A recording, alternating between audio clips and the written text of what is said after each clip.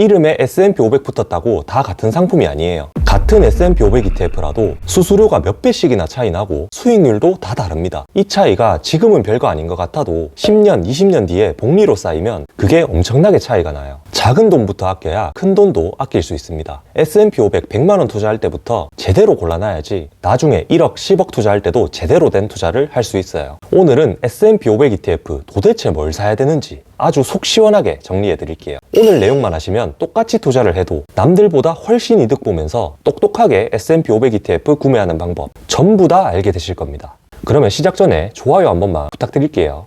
먼저 S&P 500 ETF를 매수한다면 사용하는 계좌는 보통 이 3개일 겁니다. 해외 직투 계좌, ISA, 연금저축펀드, 다른 걸로 투자하고 계시다면 이 3개 중에서 투자를 하시길 바라고, 어떤 계좌부터 사용해야 가장 이득인지, 투자하면서 세금 하나도 안 내거나 최대한 줄일 수 있는 방법을 제가 지난 영상에서 설명을 드렸는데 못 보신 분들은 이 영상 끝까지 보신 뒤에 꼭 시청을 하시길 바랍니다. 자, 그러면 먼저 해외 직투 계좌에서 S&P 500 투자할 때 어떤 ETF를 담아야 되는지부터 말씀드릴게요. 참고로 이 데이터는 해당 ETF들의 공식 사이트에 2026년 1월 31일 기준으로 공시된 데이터라서 현재 시점에서 가장 정확한 데이터입니다. 해외 직투 계좌에서 투자 가능한 대표적인 S&P 500 ETF는 4가지가 있어요. SPDR S&P 500 ETF, 뱅가드 500 인덱스 펀드, iShare 코어 S&P 500 ETF, SPDR 포트폴리오 S&P 500 ETF. 각각 티커명이 SPY VOO, IVV, SPY M이라서 보통 이 티커명으로 부르는데, 이 SPY가 유튜브에 자주 언급이 되다 보니까 이 주린이 분들이 많이 투자하시는 게 이 SPY일 거예요. 근데 이 SPY는 투자를 하시면 안 됩니다. 왜냐하면 SPY는 이 넷 중에서 수수료는 가장 비싸고 수익률은 가장 낮은 ETF입니다. 먼저 수수료부터 비교해보면 IVV와 VOO는 0.03%의 운용 수수료를 받는 데 비해서 스파이는 0.0945%로 수수료가 3배가 넘습니다. 근데 수수료를 3배 넘게 받아도 수익률이 더 높으면 되는 거 아니에요? 이렇게 생각이 드실 수도 있는데 맞아요. 그러면 수수료를 더 내더라도 괜찮죠. 근데 문제는 이 스파이의 수익률이 이 넷 중에서 가장 낮다는 게 문제예요. 2026년 1월 31일 기준으로 IVV와 VOO의 지난 10년간 연평균 수익률은 마켓 프라이스 기준으로 15.55%로 동일한데, 그에 반해 스파이는 15.43%로 가장 낮았어요. 아니 0.12% 수익률이 뭐가 중요하냐라고 생각되실 수도 있는데, 우리가 S&P 500을 투자하는 이유가 대부분 단타나 트레이딩이 목적이 아니라 장기 투자를 하시려고 가져가실 거예요. 우리가 시간과 돈을 투자하지 않고 매수하는 ETF만 바꿔도 연평균 수익률을 0.12%씩 늘릴 수 있다면 당연히 늘려야겠죠. 이 수익률이 복리로 10년, 20년 쌓여버리면 나중에는 차이가 더 많이 날 테니까요. 근데 여기서 가장 운용 수수료가 저렴하고 지난 10년간 수익률이 높은 ETF는 SPY M입니다. 아마 S&P 500 공부 좀 했다 하시는 분들은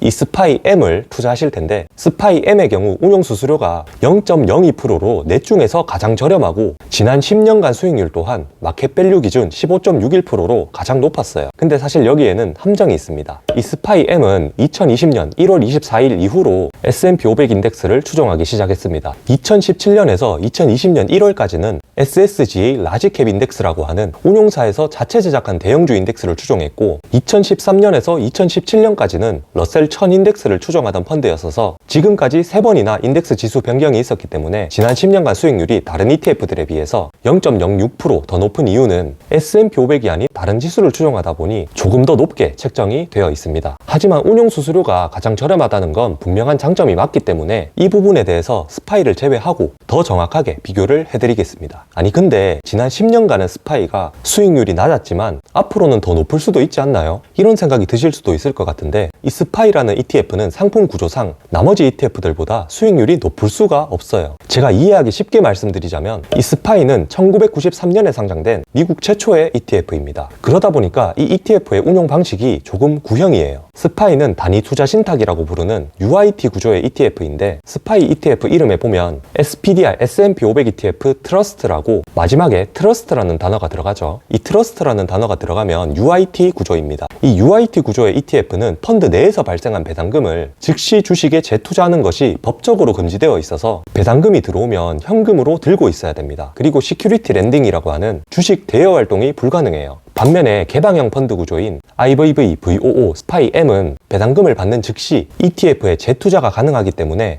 스파이보다 수익률은 높고 주식 대여로 수익 창출까지 하기 때문에 수수료는 훨씬 저렴합니다. 그러면 스파이가 무조건 별로인가 라고 생각한다면 그건 사실 또 아닌 게 트레이딩이나 옵션 거래가 목적이라면 스파이가 유리한 경우가 많습니다. 실제로 헤지펀드들에서 위험 관리용으로 스파이를 많이 사용합니다. 그러니까 이 스파이는 처음에는 장기 투자 목적으로 개발된 상품이 맞으나 현재는 장기 투자 목적이라기보다는 조금 더 단기적으로 특화된 상품이에요. 그렇기 때문에 여러분이 트레이딩이 아니라 투자가 목적이라면 스파이는 매수하시면 안 되고 IVV, VOO, 스파이 M 중에서 선택을 하셔야 되는데 은행 신탁 상품이나 보험사 변액연금 같은 상품 중에 S&P 500 지수를 추종하는 걸 가입하고 계시다면 기관 투자자들은 이 스파이 M은 다른 ETF들에 비해서 운용 규모가 작다 보니까 한 번에 많은 금액을 매수했을 때 슬리피지라고 하는 체결 오차가 발생할 수도 있고 추후에 또 지수가 변경될 수도 있다는 리스크가 있기 때문에 스파이 M은 잘 매수를 하지 않아요. 그러니까 IVV나 VOO로 투자가 되고 있는가 체크를 한번 해보시면 좋을 것 같고 해외 직투 계좌로 투자하는 개인 투자자 입장에서는 트레이더가 아니시라면 스파이는 무조건 피하시고 스파이 M이 불과 10년 만에 추종 지수가 2번이나 변경되었다는 점, 운용 규모가 다른 ETF들에 비해서 적다는 점이 마음에 걸리신다면 근본 ETF라고 볼 수 있는 IVV나 VOO로 마음 편하게 투자하시면 좋을 것 같고 근데 그럼에도 불구하고 현재 가장 수수료가 저렴한 ETF는 스파이 M이고 현재까지 IVV와 VOO 대비 벤치마크 퍼포먼스의 차이도 없기 때문에 개인적으로는 운용 수수료가 가장 저렴한 스파이 M을 매수하시는 걸 추천드리겠습니다. 자, 그러면 이제 S&P 500 ETF를 투자할 때 해외 직투 계좌는 스파이 M을 담으면 된다 까지는 알았는데 ISA랑 연금저축펀드에서 투자를 할 때는 어떤 ETF를 담아야 할까요? 아시다시피 ISA와 연금저축펀드 계좌에서는 앞에서 봤던 미국에 상장된 ETF 매수가 불가능합니다. 이 계좌들에서는 국내에 상장된 S&P 500 ETF를 담아야 되는데 국내에서 대표적인 세 가지 S&P 500 ETF 비교해서 알려드리겠습니다. 미래에셋에서 운용하는 타이거 S&P 500, 삼성증권에서 운용하는 코덱스 S&P 500, 한국투자에서 운용하는 에이스 S&P 500 이 세 가지가 대표적인데 먼저 총 보수부터 보자면 타이거는 0.0068%, 코덱스는 0.0062%, 에이스는 0.0047%입니다. 국내 ETF들의 총 보수를 보면 해외 ETF들에 비해서 몇 배 이상 저렴하죠. 근데 사실 여기에도 함정이 있습니다. 이게 총 보수라고 적혀 있으니까 이것만 제외하고 모든 돈이 펀드에 투자되는 것처럼 보이잖아요. 근데 실제로는 그렇지 않아요.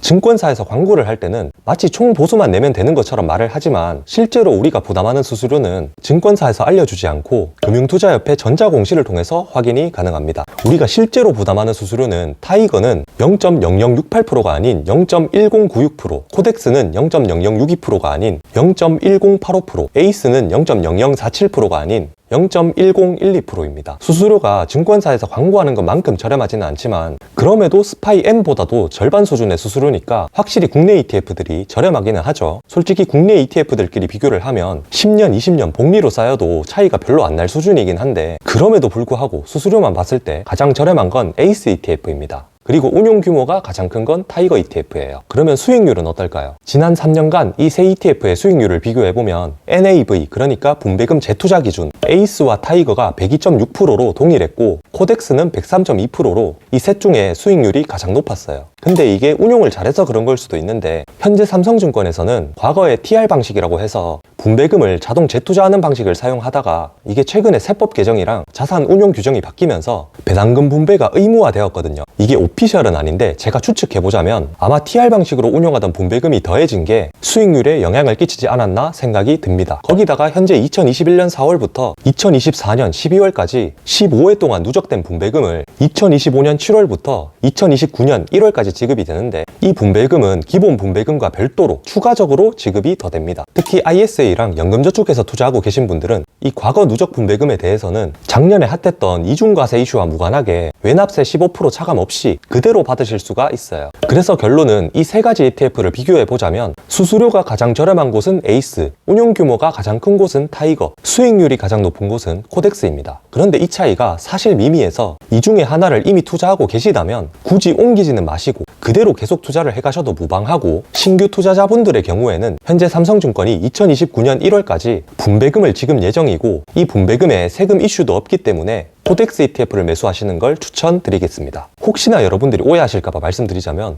당연히 광고 아닙니다. 자, 오늘 내용 정리를 드리자면 은행 신탁 상품이나 보험사 변액연금 같은 상품 중에 S&P 500 지수를 추종하는 걸 가입하고 계시다면 IVV나 VOO로 투자가 되고 있는가 체크를 한번 해보시고, 해외 직투 계좌에서 투자 시에 여러분이 트레이딩이 목적이 아니라 투자가 목적이라면 UIT 구조의 스파이는 매수를 하시면 안 되고 개방형 펀드 구조의 IVV, VOO, 스파이 M 중에서 선택을 하셔야 되는데, 이 스파이 M이 불과 10년 만에 추종 지수가 2번이나 변경되었다는 점, 운용 규모가 다른 ETF들에 비해서 작다는 점이 마음에 걸리신다면 근본 ETF라고 볼 수 있는 IVV나 VOO로 마음 편하게 투자하시는 게 좋겠고, 개인적으로는 그럼에도 불구하고 현재 가장 수수료가 저렴한 ETF는 스파이 M이기 때문에 운용 수수료가 가장 저렴한 스파이 M을 매수하시는 걸 추천드리겠습니다. ISA 연금저축펀드 계좌에서는 타이거, 코덱스, 에이스 이 세 ETF 모두 장점이 뚜렷하기 때문에 이미 이 세 개 중에 매수를 하고 계시다면 그대로 쭉 매수를 하시면 되겠고, 신규로 투자를 하시는 분들은 지난 3년간 수익률이 가장 높기도 하고 현재 2029년 1월까지 분배금을 지급 예정인 코덱스 ETF를 추천드리겠습니다. 네, 오늘 영상이 여러분들 투자하시는데 도움이 되셨으면 좋겠습니다. 앞으로 제가 여러분들 바쁜 시간 내셔서 영상 보시는데 누가 되지 않도록 이렇게 ETF 관련된 내용을 세부적으로 자주 말씀드릴 예정이고, 그리고 투자하시면서 도움이 되는 연금이나 세금 관련된 이야기도